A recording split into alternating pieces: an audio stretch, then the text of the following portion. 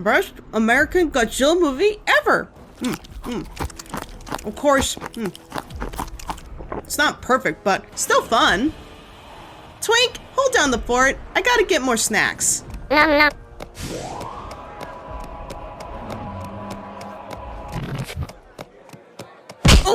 Oh, sorry, Fee.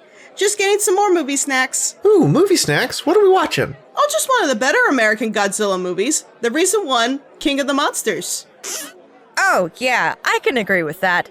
I mean, they were heavy-handed with the mankind is destroying nature and we must save it by any means necessary shtick. But I don't think it was so much that it brought the whole movie down, like other movies that pushed a message too hard.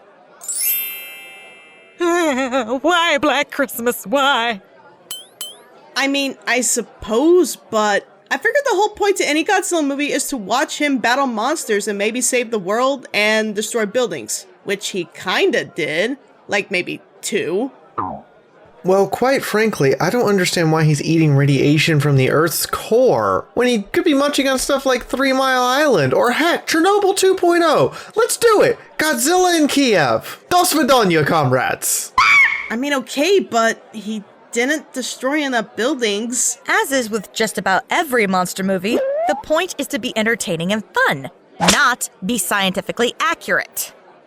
But the fact that it's implied this is how he survives needs to be addressed. Everything in the plot, I can only turn my brain off so far.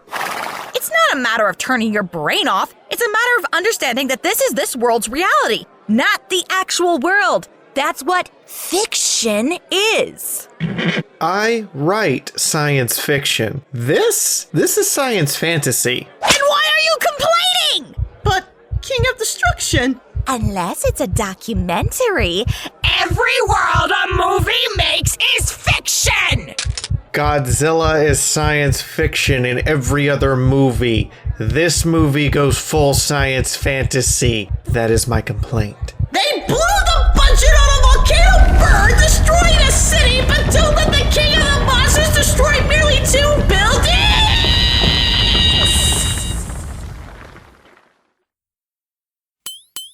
Really? Out of all the things to complain about in this film, it's the fact that not enough buildings went boom? No, Bliss has a point. Review? Science Pony say what? Yes, we're reviewing this! Because clearly Midnight needs to know the wrath of the Godzilla fans. Oi, I watched a few movies growing up. Roll the intro channel!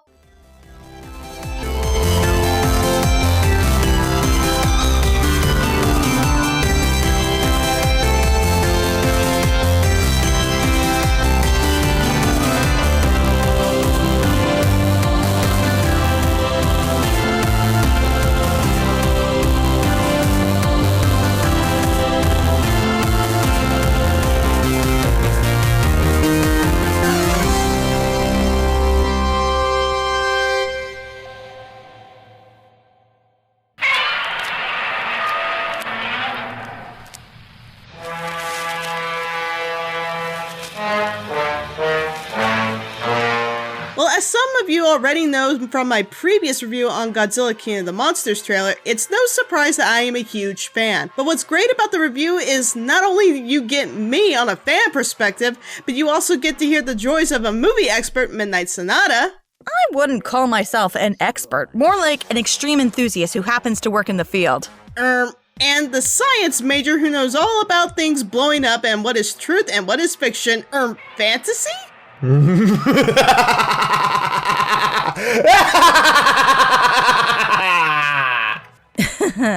You call that an evil laugh? No. This is an evil laugh.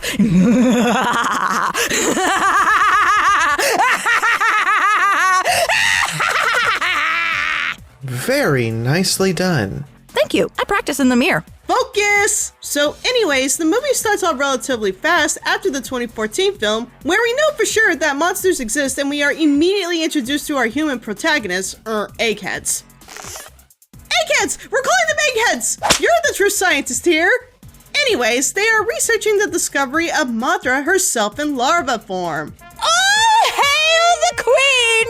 who dies in all Godzilla films. Do you honestly think they'll break tradition here? Of course. But you're still badass. We're gonna teach you lab coat. Fee, do you have something to say? When it's my turn to speak, go on, Blissey. Chemistry set.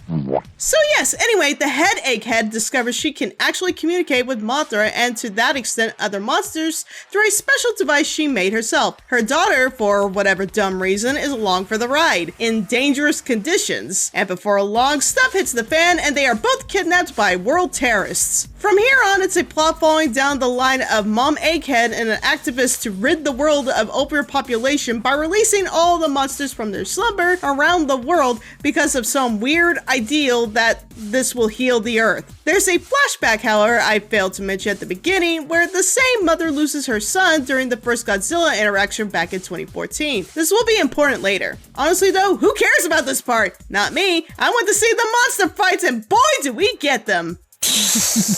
I'm sorry. I recognize the actor who plays the antagonist. He plays Tywin Lannister in Game of Thrones. So now he's gone from preserving the family to preserving the earth. I just find it funny.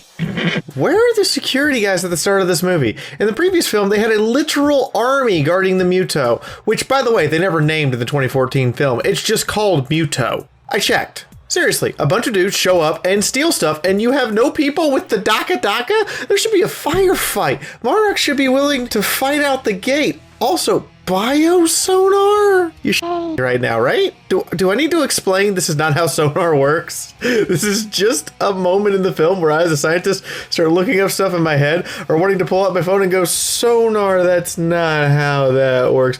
Wait, are you trying to say that you made a Dr. Dolittle machine but for kaiju? Neat! But that's pure fantasy. It's part of this reality. Let it go. Death? Or science? Meanwhile, the good guys find the former husband of a crazy egghead lady and go on a crusade to find her, bring her back to justice, as well as save his daughter. There's a story behind how they are separated, but again, who cares? Holy They found King Ghidorah and they plan to release him from the ice. This went from awesome to badass, and we haven't even gotten to the fights yet. While I do have some complaints about the mom character, which you guys will hear later on in this video, I am so glad they didn't do the common trope where the mom is so engaged in her work that she forgets about her daughter. I am so glad they didn't do this. Watching it, you can see that they actually have a really solid relationship. Even to the point of where the mom invites her to see everything and the daughter is actually engaged with what's going on. Of course, this could also be considered child endangerment, but in the name of science? But this happiness is only short-lived as boom!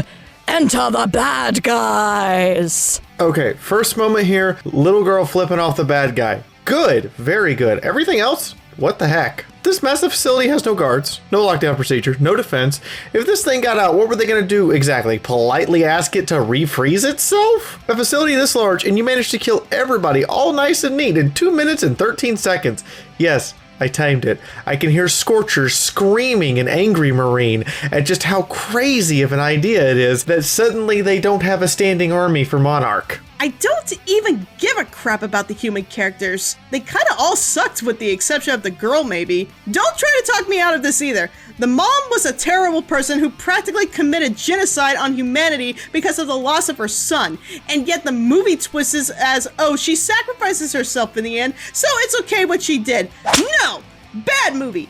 Bad. We Godzilla fans do not give a shit about the human characters, and you have given me every reason not to. I am here to see the fights, damn it! You know, oddly enough, I realized about 20 minutes in that Mom has anime mom haircut and is going to die. She dies, doesn't she? Like, how every anime protagonist has like these anime haircuts, this like mom style haircut. You know, when someone has that haircut, they die. But self-sacrifice does not make up for being a genocidal. Preach!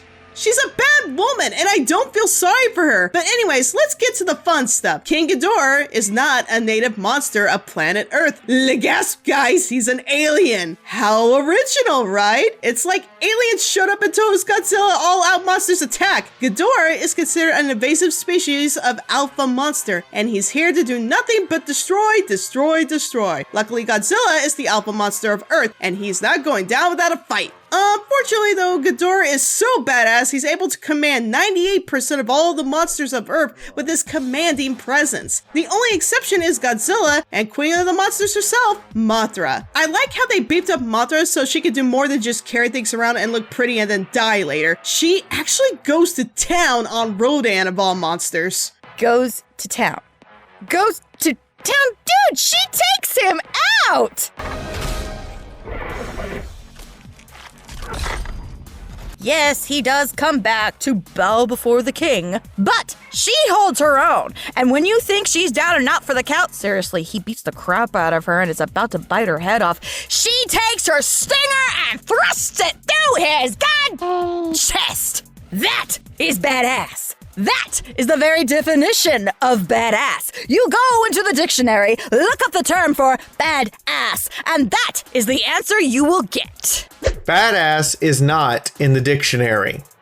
My point still stands, jackass!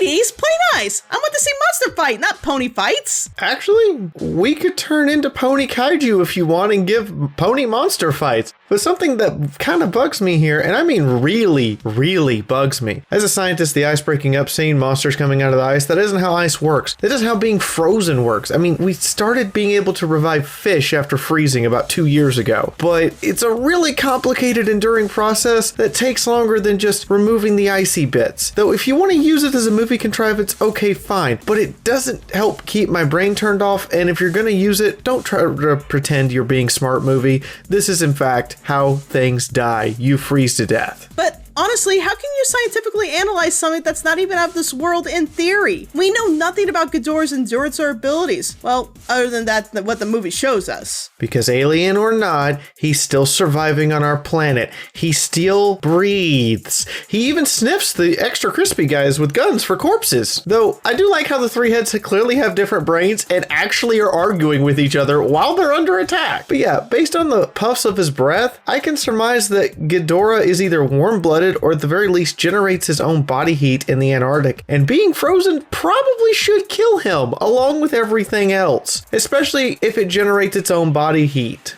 Magic? Snarf!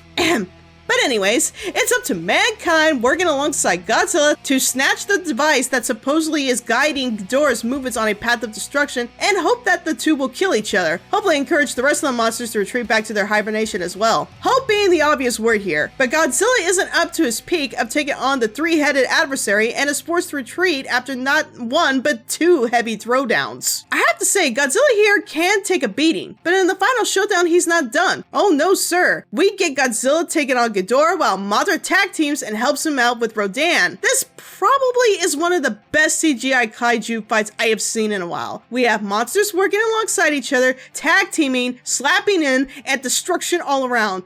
But I cannot help but be hung up on a few issues. Here's the thing, ladies. In all of Toho's movies for Godzilla, it's not often, if not rare, that you will see Godzilla hidden in the darkness or in rain or in snow, fighting against other monsters. If anything, the majority of the time it happens in broad daylight. Here though, we are stuck with the gimmick of hiding the monsters in low light while they fight. Now granted, it's not that bad. We don't get cut scenes away from the fights and you can still see what's going on, but I don't understand the hype about having fights in dark or rainy thunderstorm scenes. It's not hip, it's not cool. If anything, it's downright infuriating and overused. Why are you so scared to have fights in the middle of daylight, directors? Stop being chickens and show them the light! Because it shows the flaws in the CGI. You see, in daylight, you can't hide any problems that might be in the character design. I mean, if you look at the old Godzilla movies, you could see everything. Furthermore, doing CGI with a lot of light is hard because light doesn't just shine pretty. It bounces off stuff and creates shadow, therefore creating more work for the editors. I may not be an artist, but I do know that shading pictures, let alone moving pictures, can be a huge I call shenanigans. That didn't stop Toho and Shin Godzilla, but you make a fair point. Hashtag respect the artists. Midnight isn't wrong, neither is Blissey. CGI in Daylight is extremely stupidly hard to hide stuff, which is why I'm wondering why they don't do fights with guys in suits with CGI layered on top of them. You'll notice in 2014 Godzilla, the creature walking through Las Vegas looks incredibly fake, but when you fight in San Fran during the night and rain, it looks much more real and threatening. Also, the lady again, because at this point she justifies genocide. Seriously, are you justifying genocide? Back to the CGI point. Am I the only one who thinks the Jurassic Park 1993 version CGI and the Lost World CGI is some of the best ever done because the CGI is layered onto physical props and animatronics? CGI has proven to look so much better when you have a physical object to layer it onto. Oh, absolutely. I love the effects of the first Jurassic Park movie. It felt very realistic and still kept the threatening aspect to them. But we're getting off track and talking about the wrong dinosaur. He is not a dinosaur! Look at them! They could be cousins!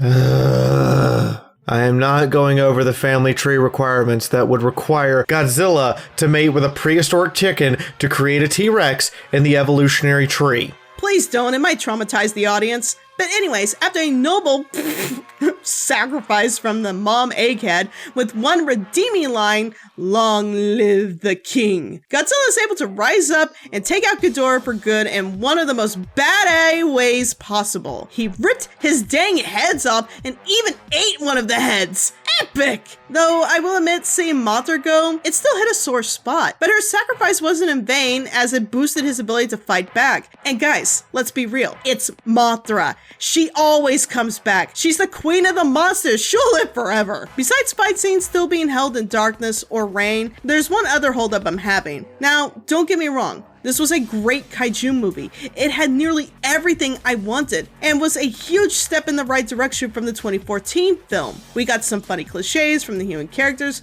We got epic, amazing fight scenes, not just from Godzilla, but also Rodan and Mothra. And the destruction was on par with what you'd expect in a monster movie like this. That being said, like most Godzilla movie traditions, we're still missing quite a few of them, such as Godzilla destroying more than 2 buildings. He's a representation of destruction, and you don't have him destroying things on sight nearly as much as other monsters do. Now, I get where the movie is going in making him a natural anti-hero, but even in Toho's films, he still destroyed stuff. There's also a few sudden jumps into his capabilities, such as absorbing radiation to boost his power, which normally we don't see right off the bat in, say, a sequel. And it's well known that while Godzilla does get hurt in fights, he shouldn't have been that badly beat up in 2 fights with Ghidorah. I feel like they tried to put in too much as they could, but a little too soon. And we're missing some of the more obvious, if not fan-pandering quips that Godzilla tends to have with him. Destroying buildings being one, having fights during the day, and overall just being badass with little to no help from humans. Seriously, the human characters are kind of what brought it down for me. I hated the mom. She deserved to die. I'm sorry if that sounds dark. The father character was an overused cliche and the humor was passable. The only really good character of this movie was the daughter. Give that girl a purple medal. I'll admit that this isn't the best movie in the universe, but I will also say it's not terrible. I love the effects, and the fight scenes were definitely on point. I felt Millie Bobby Brown was a huge standout and one of the better performances for this film. Of course, I wouldn't expect anything less from the girl from Stranger Things. This is her bread and butter genre, and I can't wait to see more of her in the future. There are only 2 things I really do have a problem with. First of all, was the message. It was super heavy-handed. Again, not so much where it brought down the film. Yes, humanity is the cause of all the Earth's problems. We get it. Why not find a different motive for the villains? Second was the way that the parents were written. I will admit, I liked the mom until they gave her the sudden twist that she was working for the bad guys all along. It was a dumb twist. And don't get me started on the dad. In the history of movie dads, he is the most pathetic. Can we have, for once, parents that are actually trying to work out their problems and succeed? But my favorite part of the whole film is Mothra.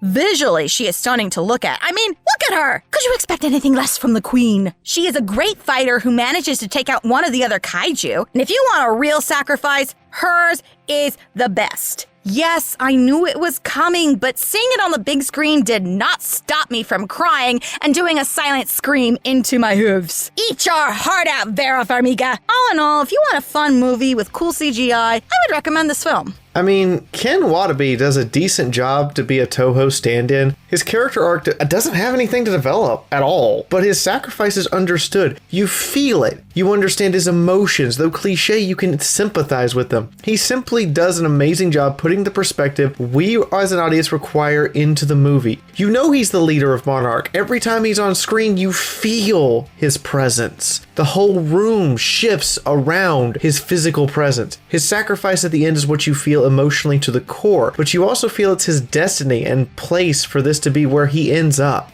What would be a fun moment for me personally would be to have put Del Toro in charge. You know, the guy who made the first Pacific Rim and the character for the next movie? You know, the one where the camera sits and goes over giant monsters and robots literally for minutes on end, showing you all of the pretty and letting you see how it works. He had no issue doing daylight shots because they built scale models to run through various lighting conditions. The computer artists didn't have to guess, they just put the lighting on the model and go, okay, that's what that looks like. It's why Pacific Rim really, really looks amazing. Also, I gotta give good credit for the casual mention of Skull Island, literally setting up in one line that they're gonna do Godzilla vs. King Kong. Oh wait, that's the next movie, isn't it? Indeed it is, which is what I want to give my final thoughts on, or part of it. I by no means hate or dislike this movie. I find it very enjoyable and it feels like it's taking this genre of movies in the right direction. It's been long feared that Godzilla fans like myself won't see anything new, especially after the 1998 Godzilla movie was released. And while 2014 did better, it wasn't entirely what the fans wanted. I'm glad to see that the new directors, artists, actors, musicians, all working alongside Toho's talented staff, are trying to bring back these films in a new light to provide great badass monster fights for a new generation of viewers. I grew up watching Godzilla as a child, and I'm happy to see that new eyes get to experience the thrill and joy it provided for me back in the day. New movies are being planned as we speak, yes, including the promise of Kong vs. Godzilla. So, was this movie bad? Of course not. Is there still room to grow? Of course. But that's not a bad thing. If anything, it shows that this genre has room to grow and prosper on the ideas of giant monsters existing in our viewing pleasure on the big screen. My biggest concern here isn't that this isn't the best movie, it's the idea of building up this universe. You already had worldwide destruction of cities off screen, where do you go from here? Everyone knows the kaiju exists, Monarch exists, there's a laundry list of problems for continuing this particular Godzilla universe as is. I loved this movie, I enjoyed it, yet there are problems where my science brain goes, that's not how that works. My request for this is very simple. Move this movie from science fiction to science fantasy category and I'll completely accept it. I mean, my coolest thing I really wanted to see is Godzilla proceeding to take the Washington Monument and yeet it through Ghidorah's heart before atomic breathing Ghidorah through the White House. But hey, we can't all have what we want. I think I'm too scared to ask. Hey, at least it wasn't Godzilla from 1998. Low bar. 2 words. Godzilla, Raptors. Seriously. That's all you need to know to not watch that movie. I mean, I don't want to hate on that movie. It was fun to watch, and at this point I refer to it as Zilla. Can we cut it a break? Seriously, Toho already Maxilla in one of their films already. Can't we all just get along? No, we can't. And do you know why? This! That's a lot of fish. This is not quality writing! It is a badly written film, and you know it! I can understand how people think I'm a good writer. How did you make Godzilla pregnant? Well, they made him asexual.